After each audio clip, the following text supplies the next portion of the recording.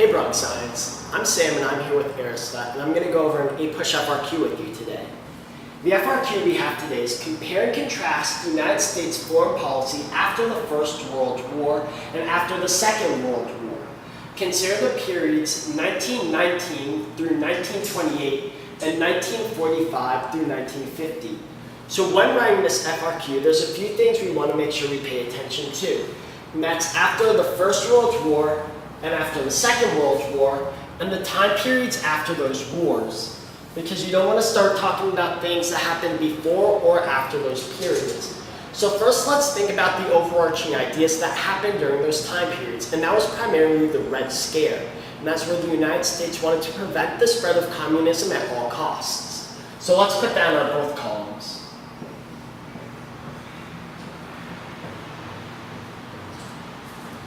And that's pretty much the overarching idea in between the two. However, how after World War I and after World War II it was approached is much different.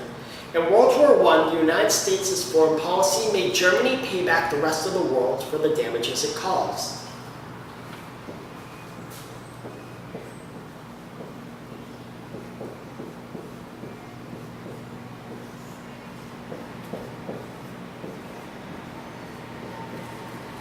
The United States also wanted to participate in something called collective security, which then President Woodrow Wilson had done through his 14 points. And although his League of Nations did not actually occur, the idea of collective security is something that continued to live on and eventually created the UN and the European Union.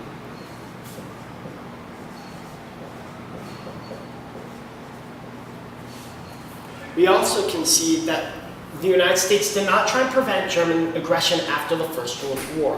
While the United States did want to make sure that Germany did not create the superpower that it once had and cause destruction again, when Germany started to build up its army and start to become aggressive again, it did nothing to prevent it.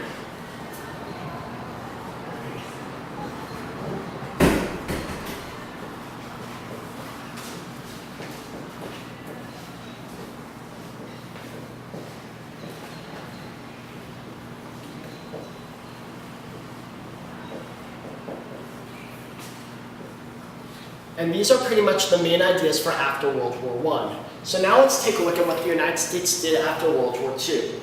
Now first, instead of the United States having Germany pay the rest of the world back for the damages it caused, the United States actually passed something which was named after the then Secretary of State to Harry S. Truman, which is the Marshall Plan. And the Marshall Plan allocated $17 billion to European nations to prevent them from falling towards communism.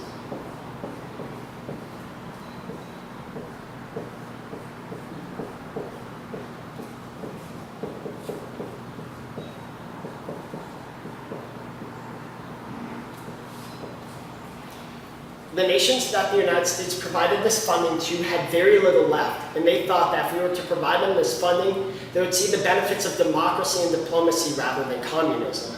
We can also see that the United States followed an ideology called the Munich analogy.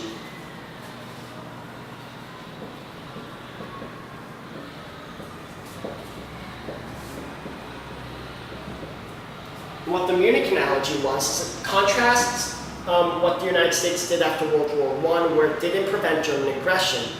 What the Munich analogy says is that the United States would take every threat it saw to its security seriously, which led then President Harry S. Truman to believe in something called symmetrical containment, where after every time he saw German aggression or Soviet aggression, he would make sure that he applied equal force to prevent the spread of communism.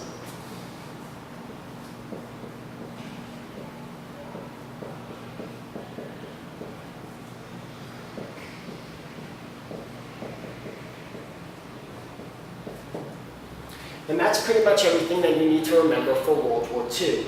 So if you fully understand the idea of the Red Scare and the United States wanting to prevent the spread of communism throughout the world, and you make sure that you effectively contrast Germany paying back the rest of the world and the United States paying back Europe, and the idea of not stopping German aggression and the United States taking every threat seriously, you can make sure that you write an effective FRQ to properly address the question. Thank you.